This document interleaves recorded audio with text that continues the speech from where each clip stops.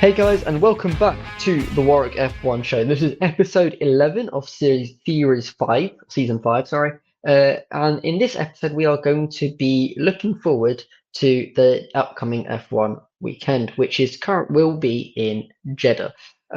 We have come off the back of a really entertaining weekend in Bahrain, which saw Oscar Piastri take a dominant win over George Russell, who beat Norris on for who finished off the podium there. Uh, we are going to be looking forward to see whether Piastri can continue this period of dominance. I know it's only been a race, but it was very dominant last week. So let's see if he can continue his streak this weekend in Saudi Arabia. In terms of who I am with for this episode, I've got Lucy and Daniel, who are both returning guests. And I guess what I want to start off with is what do we hope for this weekend? What are we expecting and praying for, I guess? I'll start with you, Lucy. Um, I mean, in terms of coming into this week, I'm probably expecting to continue performing quite well. He has historically done pretty well in this circuit, and by historically, I mean last year. But last year he did pretty well. I think he finished fourth. So I'm expecting, considering McLaren also have a good car, and he seems to be pretty confident in it, throughout this triple header, obviously he didn't win Japan, but he seemed to be kind of pretty in sync with how the car works. And so I have faith in him to I don't see why anything would happen which would kind of drastically change that in the about kind of 5 days between the race and the start of FP1 on Friday. Daniel, do you share the same sentiment as Lucy here in terms of there's no reason to expect Piastri to drop off here? Certainly. I mean, you'd think that Norris would probably certainly want to be his closest rival. I think he had a bit of a low in Bahrain, to be honest, in terms of his confidence and his comfort levels with the car. And I just think with this being a triple header, there's not enough time to go away and work on those things to understand why he wasn't comfortable with the car, why he wasn't confident enough. And to be honest, I think Piastri is just really riding high at the moment. The momentum that he's got is second to none. I think he's likely gonna take the championship lead this weekend. I'd go so far as to say, um, and also he's gone historically pretty well here in Jeddah. So I see no reason why he won't be right at the top where he deserves to be. In all honesty, I mean, can he make it 3 out of 5 wins, which would be very impressive for this early point in the season and a real marker in the sand to anyone who wants to challenge him for the championship this year. 100%. You mentioned Norris quite a lot there. Do we think that he will be the closest competitor to Piastri this weekend? And kind of a follow-on to that is, do you think there's a degree of pressure on Norris now?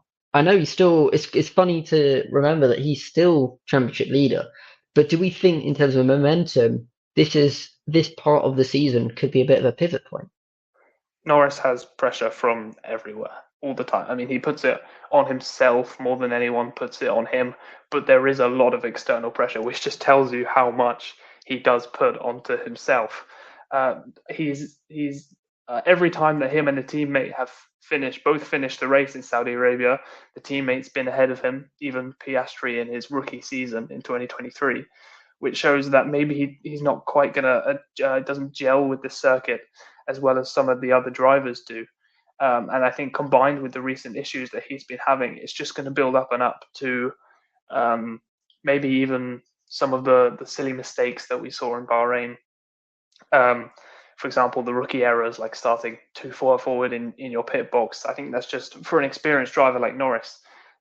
We know he's better than that, but that's just symptomatic of kind of letting the issues that he's having fester inside him and build up to a point where he's like, I need to be in the best possible position for my grid spot, and I'm going to risk a 5 second penalty to be as far forward as I can, which isn't the right mentality in that moment. You need to be thinking about when to put the clutch down, how to apply the throttle, and getting the best reaction time. Instead, he's focusing on all the wrong things at the moment, and he's just kind of spiraling down.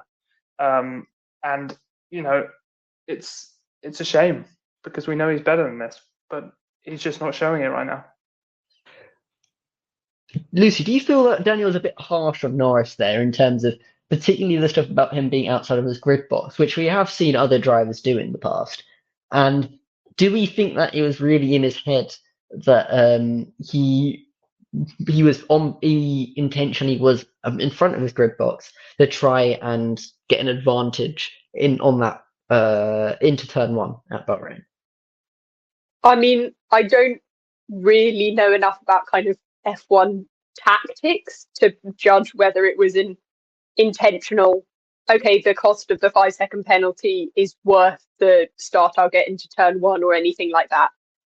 But I think definitely maybe sort of the frustration, maybe like irritation, maybe a little bit of kind of, I don't know, just a bit unsettled for having qualified fairly far back when his teammate was on pole may have just unsettled him, and kind of that led to kind of a couple of those mistakes like the grid box thing at the start of Bahrain.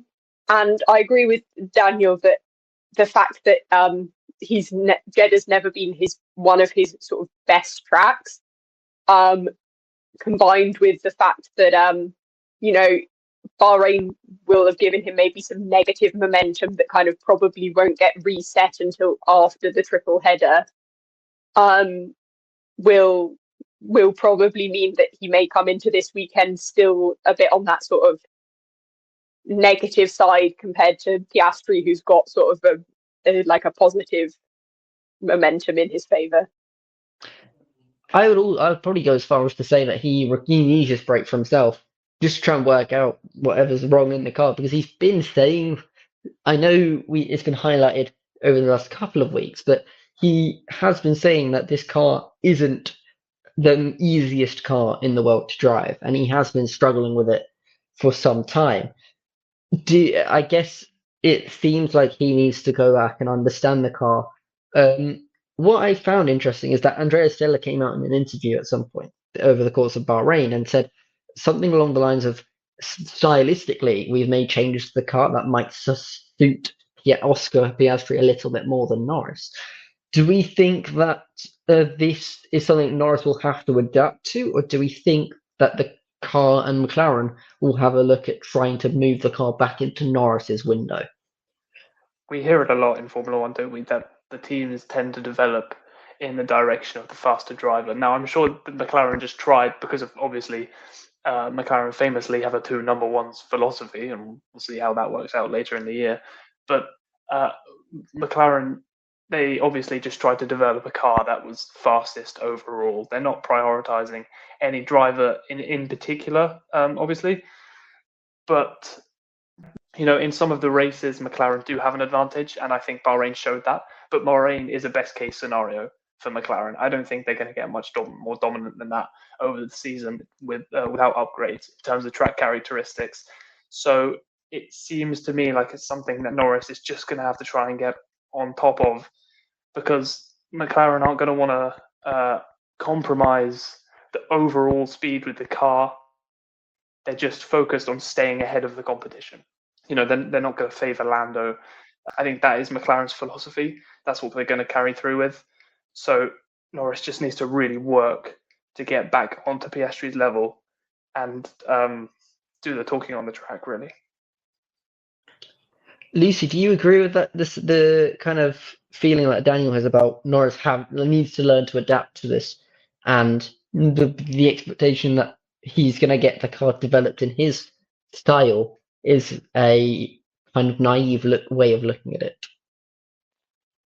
I mean, I think that kind of as upgrades come along, some of them will inevitably favour one driver and some of them inevitably will favour the other, when it's not kind of like a Red Bull where everyone's just decided that they're going to kind of develop the car according to Verstappen's driving style. So I think that kind of Norris probably does have to adapt to the fact that right now the upgrades are suiting Piastri's setup more than his. But considering that McLaren, as far as I know, have actively tried to avoid saying either of their drivers are being prioritised, I guess being so early in the season, I wouldn't be surprised if maybe to try and bring back some balance or something. Maybe the next upgrades might be more kind of guided by how Norris's driving style works and things like that. So I think for the moment, kind of with the upgrades that he has, he does have to adapt to how they are now, and I'm sure that he will. But yeah, I guess that kind of it's not just that these upgrades kind of favouring Piastri automatically means that kind of Norris is going to have to change his complete driving style because the car's not ever going to be upgraded in a way that maybe suits his style. I want to move this conversation a little bit more forward in terms of we've been kind of posturing here that it is going to be Piastri versus Norris. Do we see any other threat across the grid? Maybe George Russell and his Mercedes, or maybe Verstappen making a fight back in the same way he did at Suzuka? I think that. Oh, Lucy, I think that Russell in the Mercedes has been on a good run of form, and so I think if Mercedes are up there, they seem to have a fairly good car package. That I don't know whether he'll necessarily be challenging for the win, although he might be. But I reckon we'll see him up there, as my predictions will indicate. And Verstappen, while he wasn't happy with the Red Bull last time, and so you never really, we can't really tell how that's going, and whether the Red Bull will kind of continue to underperform into this weekend. The Red Bull's strength from Japan was that it had very good straight line speed, and Jeddah is really all about straight line speed. So maybe just even from that fact, Red Bull may come back up in the order again. Yeah, I think Red Bull can try something similar to what they did in Suzuka in terms of put Verstappen on that low downforce setting and then kind of rely on one of those Max Verstappen mega laps that we've seen a la Suzuka. And just like Jeddah 2021, it was when at the end of Q3, it was one of the best qualifying laps that was never completed, sadly, because he hit the wall at the final corner. So he definitely he knows how to go fast around that circuit. Obviously, he's won the last two races that held there as well. Sorry, no, he's won the last one and 2 years before that because there was a little Perez win in the middle, which feels like a very long time ago now. But yeah, I think just as I said that Bahrain was the best case scenario for McLaren, I think that it was also the worst case scenario for Red Bull in that there weren't too many straights for them to capitalize on that straight line speed that they can put into the car. Their pit stops were also poor, and there are a lot of slow speed corners which they don't get on with so well. But pretty much all of that is reversed for Jeddah. So I feel like they're going to be back to their competitive selves. Straight line speed is going to be, as you say, Lucy, important, so they can really push in those corners. And I think they'll be back fighting for podium contention this weekend. Where do we expect Antonelli and the two Ferraris to be in this discussion? Do you think they're too far away at this point, or do we think there's a little bit of an upset potential there?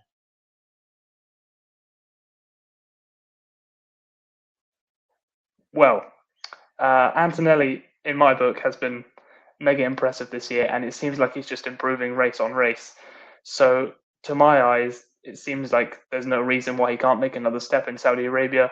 He raced there in Formula 2 last year. I don't think he hasn't got the Formula 1 experience around that track like Ollie Behrman did when he raced there for Ferrari last year. So I'm not sure he's going to be maybe the top rookie in terms of that point of view, but I think I'm expecting him to make another step forward closer to Russell because he is just learning so quickly, and although he is the type of driver who can push and looks like he could make mistakes, he doesn't seem to be making any. He hasn't had any crash damage this year, I don't think. He was he was the only rookie along with Behrman who didn't crash in that really tough Australian Grand Prix. And I think that's just testament to his talent levels in that Mercedes. And as for Ferrari, who knows? I mean, they did say that those huge upgrades that they brought for Bahrain maybe weren't so much suited to that track, and that we were going to see how they were really performing in the races to come. Perhaps they were alluding to this one, and we could have a Charles Leclerc masterclass, pole to win. But I'm not seeing it at the moment. I'll have to be convinced, but maybe that will materialize throughout practice, and it will come to be. I hope so. Lucy, do you have any faith in Ferrari in terms of this upgrade, or just generally, do you think that they have a chance here? I mean, Ferrari could always have a chance, but I don't know whether I think that just because I have no idea what they're doing ever, and therefore I always think they could have a chance, because even when they're not doing well, I always wonder whether it's just an illusion. I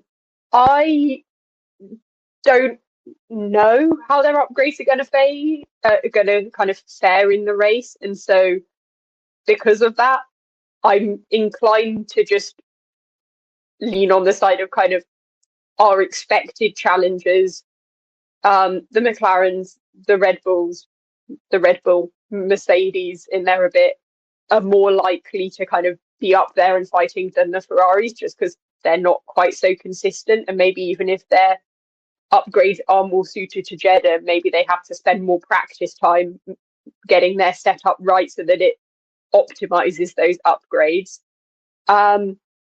So to be honest, I just don't know. And so for that reason, I'm going to lean more with we still won't see the upgrades full potential here, just because it's slightly easier to get my head around.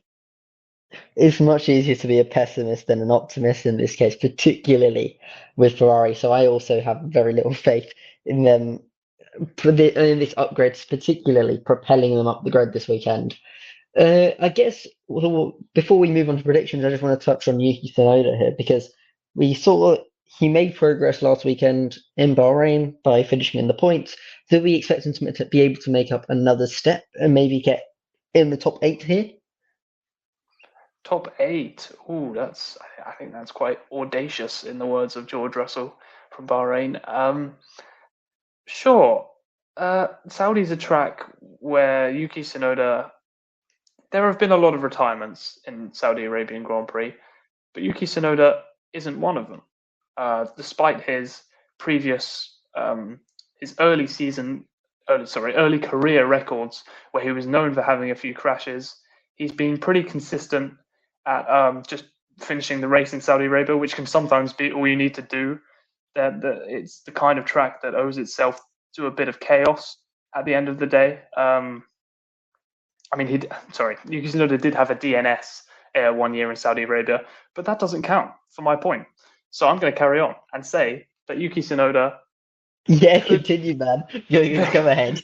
Could well secure a top 8 finish if he keeps it all together and he capitalizes on any mistakes that are going on in front of him.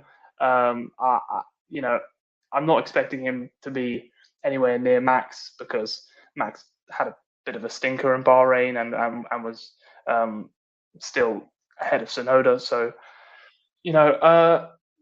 expectations are still tempered. I want to see a small step, but I think the pressure's off from Yuki for now, to be honest, because that car's not where it needs to be. Everyone knows it. So I just want him to carry on, get the experience he needs, bag a couple points maybe, and build from there, really. How about you, Lucy? What's your hopes for Yuki this weekend? I mean, I think kind of the same thing. I'm not expecting him to suddenly be getting, pole victory, fastest lap, anything like that. But I think, hopefully him getting points in Bahrain and kind of, in a Red Bull car, which I think universal opinion seems to be is a bit of a nightmare, will kind of give him some positivity continuing to go forward, and then that can continue into maybe a racetrack that Red Bull's more suited for, into him, making some further progress in getting a bit more securely in the points paying positions. Cool. I also think that Yuki will make. I'm a bit more optimistic. I actually think he'll finish in the top seven here because I feel he's making progress in that car. I think it clearly looks like he's enjoying it a little bit more than what Lawson did. And I also rated Yuki a little bit higher as a driver too compared to Lawson. So I think I'm hoping for his sake, and I'm also some semi expecting him to make another step forward this weekend. Cool. Let's move on to our predictions, shall we? So again, different format. I think we know how it's going now. Top poll is we're predicting polls, top five, a DNF, and a wild prediction. 3 points for a correct poll, 3 points for a correct position, 5 for the correct wild prediction, and 3 for a correct DNF. So let's get these predictions on, shall we? So who wants to start? Daniel, do you want to go first this time? I think I went first last time. Sure, I'll go first. Cool, Daniel. Okay, so hit us with your worst. Okay. So for pole position, I have gone for Oscar Piastri. I think he's going to be a juggernaut this weekend. Hard to beat.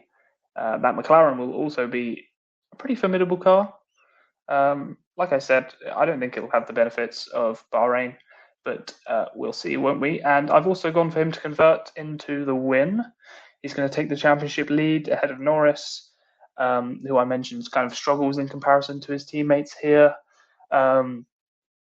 But Verstappen is going to follow Piastri home in P2 because qualifying masterclass, just stays there in the race, really defends hard if he needs to, just to make up a couple points on Norris, who will be third, because he's got a podium in every race so far this year, so why not another one here? Leclerc will be P4.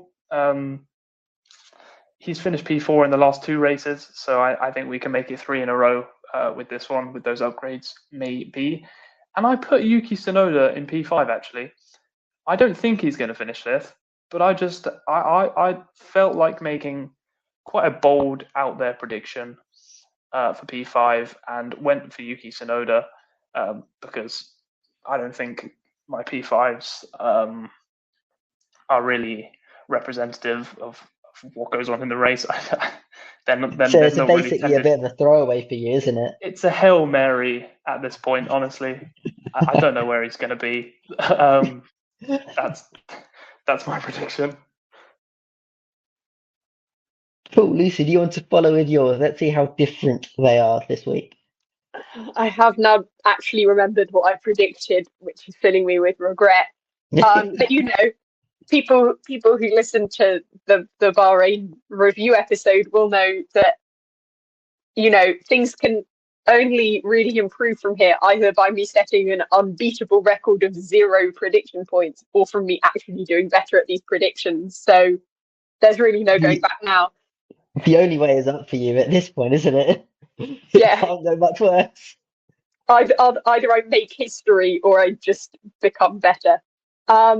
So I said for pole, which I initially forgot to predict, and so made a spur of the moment decision to decide, let's say that George Russell's going to be on pole, because why not? I like it. And then I have not predicted that Russell is then going to win. I've predicted that Piastri is going to win because he's on a good run. I don't think that kind of needs too much explaining.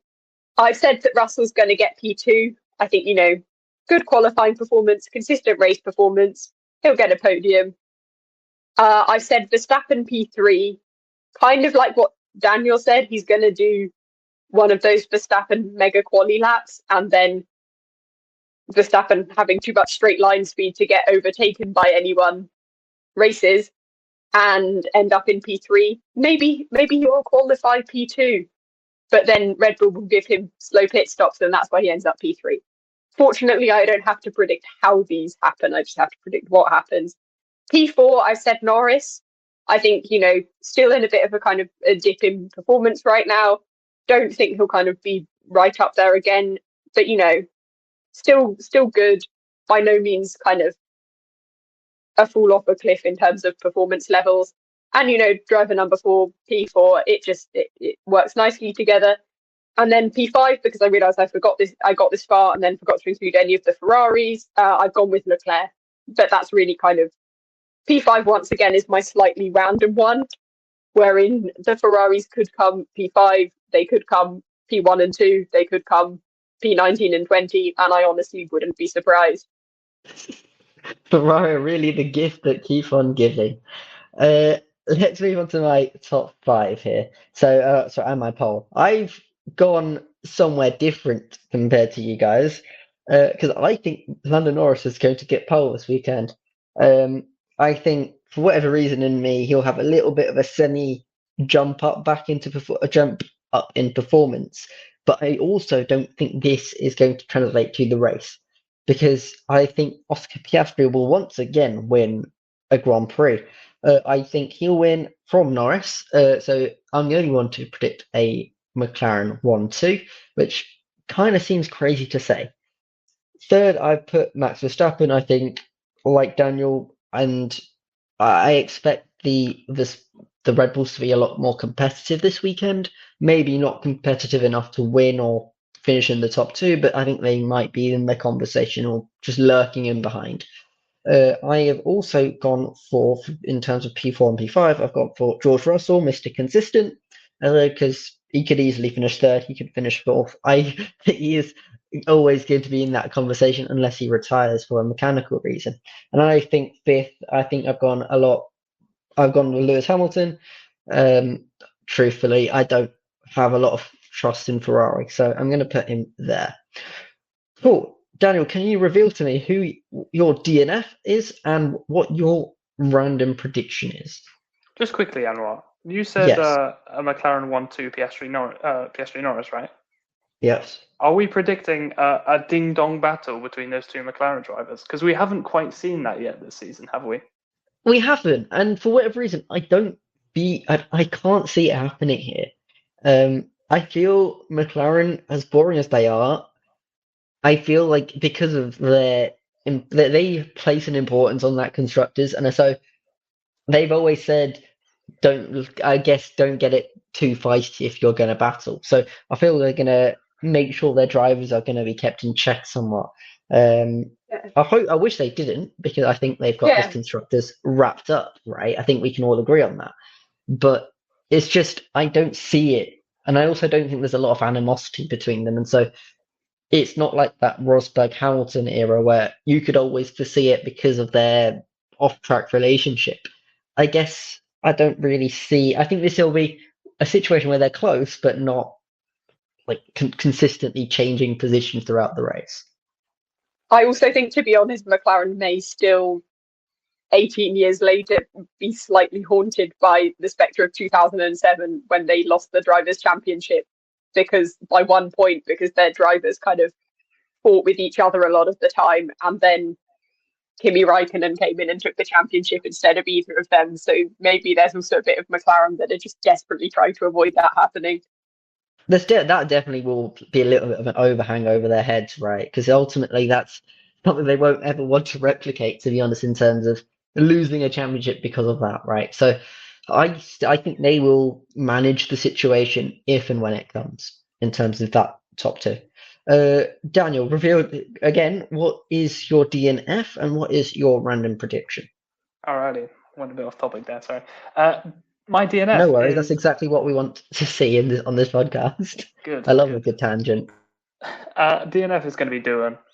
No disrespect to him, but I feel like he's not immune to a little rookie error now and then. Suzuka FP2 was a good example, just leaving the DRS open, just silly little things like that. And this track can really bite you if you get it wrong. So I'm expecting, I'm maybe not expecting, I'm more inclined towards a little Doohan driver error. He's a rookie, it's forgivable around Jeddah. And the random prediction is there is going to be a DNS, a did not start. I'm not really sure what drove me to this one. Maybe I knew deep in my soul that Yuki Tsunoda did, in fact, DNS a couple of years ago. So I'm expecting that again from this track. Obviously, temperatures are high, so maybe that has something to do with it. The last 2 DNSs in Formula One were Hadjar in Australia and Stroll in Brazil, which are both wet races. So I'm not entirely confident this one's going to come through. But it's a random prediction. It's another Hail Mary. So that's what I've gone for. Cool. I like it. I do think we've got a little bit of a tendency to predict rookies for this for the DNF, which is a funny little thing, I'd say. But I like the DNS shout. Not one that we've had this season, so let's have it. Lucy, what is your DNF and wild prediction then? So my DNF, again, to be honest, I wasn't entirely sure because I think we're too early in the season to kind of be able to predict things like engine failures based on sort of, oh, well, X driver should really be changing his engine and hasn't, and therefore is more likely to have an engine failure. So I've gone for not technically a rookie. I think it's always up for debate as to whether we count him as a rookie or not. But I've gone for Lawson as a DNF. Don't know how that's going to happen. Could be a crash, could be I don't know, engine problem, could be just some sort of technical glitch. Who knows really? But I'm predicting Lawson to DNF. And then my wild prediction, because if we thought that the DNS was slightly out there, I'm saying that a driver gets black and orange flagged. So basically a driver has a collision, maybe like half of their front wing is hanging off or something like that. And the FIA black and orange flag them and say that they have to come in and replace that part because it's like dangerous for them to be on track. We're really breaking boundaries with these random predictions. A DNS and a black and orange flag. To be honest, it's because like even though Jeddah maybe produces some more accidents, I genuinely have no idea whether they'd give a VSC, a safety car, or a red flag. And so at this point, I've got about as much chance of getting it right if I say someone gets meatball flagged than if I try and bet specifically one of those three events happening. Honestly, you make a good point because I was really surprised when they brought out the full course safety car at Bahrain because it was a debris problem. Normally there's a VSCs or even double yellow wave flags. So I do think there is this jeopardy in terms of what the stewards would say. In terms of the Lawson thing, it just says a lot about how much confidence we have in him at the moment. It feels like he's got some type of mental trauma or something since leaving Red Bull because he's not had a good time at it. He's had a pretty torrid time at it, in truth. When do we think there'll be pressure on Lawson? I don't think you can put too much pressure on him until after the summer break, probably. You say mental trauma. I mean, not too far off in terms of the damage that it could have done to his driving style, having to drive that Red Bull. Bad habits, they build up quickly. We've seen it before in other drivers in the Red Bull, and I think it could have certainly got to Lawson this time. Obviously, he is being outperformed quite badly by Hadjar, I'd say, and who is also a rookie. Liam Lawson, obviously, with 11 Grand Prix more experience, so you'd expect him to kind of be the de facto team leader in that dynamic. But he's not quite living up to what we thought might be the case when he returns to the Racing Bull seat. So there's not quite pressure yet, but I'm expecting there to be some if this doesn't pick up until after the summer break. Well, yeah, I think if there's any pressure after the summer break, might I specifically maybe suggest the 8th of August, which is when Lindblad, who is the kind of Red Bull junior, who's kind of, if they decide to replace someone at RB, is kind of being sort of touted as the guy that they might replace, probably Lawson right now. That's when he turns 18, so kind of can be allowed by the FIA to get a super license, because I believe he has the points for it from doing Formula Winter and just needs to wait for his birthday on the 8th of August. So I guess that might be, if kind of pressure does come to actively replace him, that might be it. That's a seriously good birthday present, a seat in Formula One. That's one that I don't think a lot of us are receiving on our birthday, is it? Cool. Right. Let's move on to my DNF and wild prediction, and then we can start closing down the show. Uh, I have decided to remove all my loyalties to Lance Stroll because I have put him as my DNF. We had 2 or 3 races of Stroll comeback, of Stroll resurgence, and I think this has gone all out the window now. So I think he's going to bin it at some point this weekend, at some point in the race. Sorry. So I think it'll be a driver-induced error rather than a mechanical problem. So I think he'll have a DNF there. In terms of my wild prediction, I've gone with 3 collisions in turn 1/2 over the course of the race. Now, I don't know if that is specific enough for you guys. What do you think? 3. I'd Three, say only 3. that's Damn. underestimating Jeddah and the chaos that it can cause, I think. Right, so you want that number higher. A little bit higher, I'd say. Yeah. Right. Go Let's- at least 5. At least 5. Okay, you know what? We'll do that. I'll fold to the peer pressure. I'll say 5. 5 turn 1/2 because I'm kind of connecting the kind of that entire section of the track because it is all like one flowing area. So in that first corner and in around that area, if we have 5 collisions, that is my wild prediction. Cool. That rounds off the end of the preview for the Saudi Arabian Grand Prix. I want to thank my 2 guests, Lucy and Daniel, for coming on, and we will see you for the review. For the review of this race, which hopefully is another banger.